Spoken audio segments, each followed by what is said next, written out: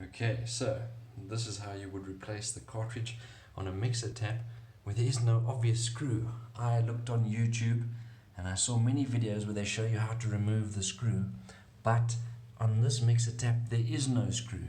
So I very nearly ripped this handle off. In fact, I lifted the whole basin out trying to get this thing, trying to figure out how this thing pops off.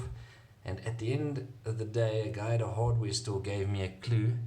Now you can see this thing looks like one piece, but listen here.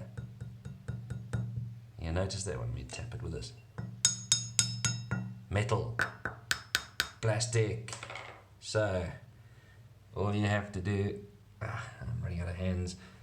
All you have to do is turn that and boom, there's your screw. And for the rest, you can look at the other YouTube videos. This is my unique contribution. I wish one of those videos had pointed out that sometimes you just have to take something like this off. Anyhow, good luck. I hope this saves someone the trouble and frustration that I went through.